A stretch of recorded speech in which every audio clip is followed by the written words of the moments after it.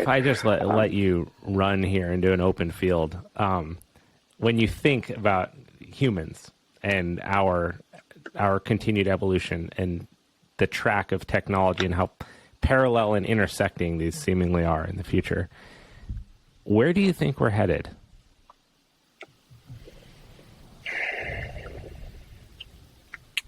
I think that integration, that merge point, is gonna occur probably faster than we can even imagine right now. That's my hypothesis. First, from the time standpoint, just given, like, to your earlier points, how everything is changing so fast, looking at the trends in the past. I think we're definitely heading towards that place where that integration of the two is not only going to be it's not going to be avoidable. It's going to become necessary and kind of common day practice for sure. What I don't know, and I can't really even think, is like what's going to happen. Like, does one take over in a sense, right? Does the technology take over and I don't want to say enslaves human beings. Like, are we heading to the Matrix type of world in a sense, right? I think we're already dependent a lot on technology, right? But I think that dependency is just going to continue growing as the power of computing, enhances, if you will. It is wild when you think about it.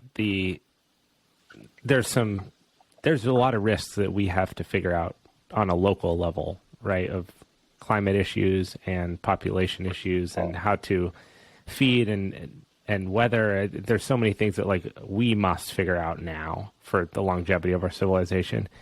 But then there's some bigger time scale issues that also have to be solved for. If you think about a need to discover how to create or sustain life outside of our planet as there's more people, and you think about this merging of machines and humans, it's really almost, for sure it's inevitable, given the tracks we just talked about, unless some sort of really overpowering governing body shut it down altogether. But it's almost necessary, because if you think about it, the computations that will have to be done and the conceptualization and creativity, actually, oddly enough, to solve for these big problems, like how to move at the speed of light, for example.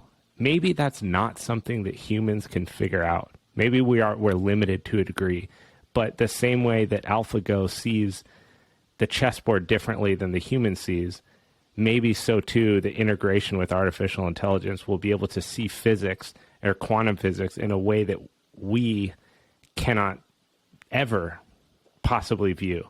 And in that is actually salvation to some degree, which is, I mean, who knows how far that timeline out. But to me, there is something very exciting about that. Scary, but exciting. No doubt. I mean, definitely exciting, right? As long as we do things for the right reasons and find the right benefits to kind of reap, if you will, out of the AI, not just financial, but other benefits for human beings, right? Or technology, I will.